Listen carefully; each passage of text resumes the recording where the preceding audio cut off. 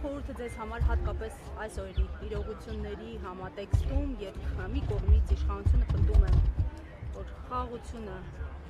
հնարավոր է, բայց մյուս կողմից տեսնում ենք, որ ֆաշիստական քաղաքականությունը շարունակողներ կան տարածաշրջանում, իդեմս Ադրբեջանի և Թուրքիայի։ 1942 թվականին այնտեղ, այն գետի մյուս ափին, կանգնած էր 18 թուրք դիվիզիա, որը սպասում էր Ստալինգրադի անկմանը, որ անցնի սահմանը և ոչնչացներ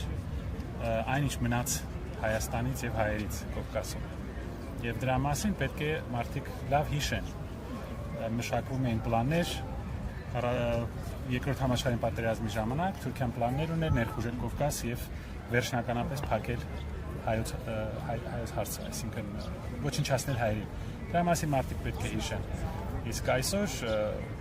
երևի ճիշտ կլինի չխոսալ այդ մարդկանց մասին, մեր այսպես կոչված ղեկավարության մասին, այսօր հաղթանակի օր է, ոչ թե պարտության և դավաճանության օր է, սա մի քիչ ուրիշ ժանր է։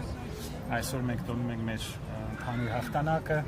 հայ ժողովրդի, ռուս ժողովրդի, սովետական միության բոլոր ժողովուրդների և մեր դաշնակիցների, Անգլիայի և Միացյալ Նահանգների հաղթանակը, որտեղ սովետական միությունը ահռելի և գերիշխող դեր կատարեց, 27 միլիոն զոհ տվեց և կոտրեց փաստորեն Հիտլերի և նացիստական Գերմանիայի ողնաշարը։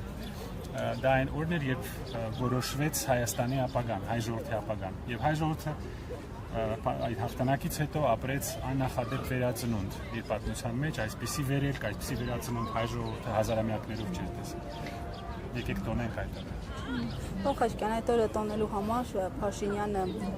շրջադարձ արեց նաև Ռուսաստան, հիմա այնտեղ մասնակցելու է հաղթական շքերթին, հաղթանակի շքերթին,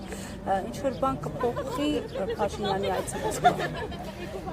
Պարզ է, որ նա փորձում է հետ ճանապարհ գտնել,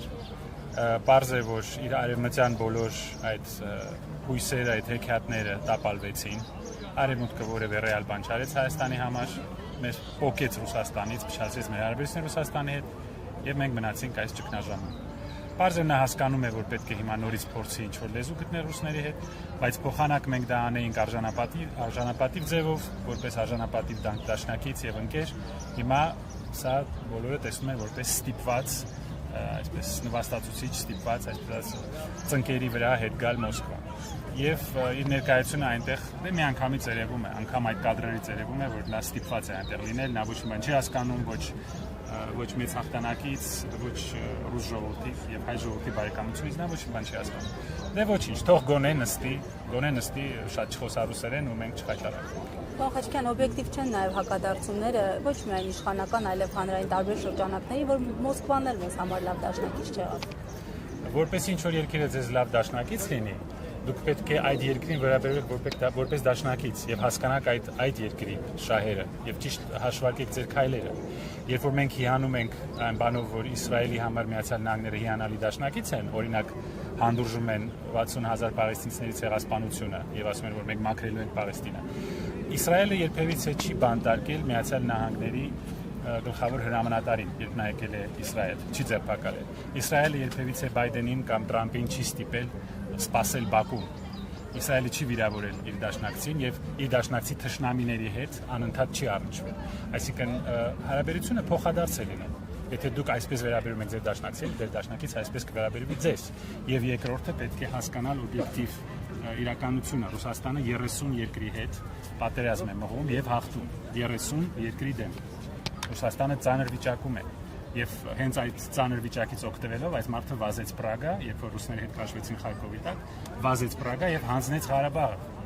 Իր կողքը նստած էր մեր շատ սիրելի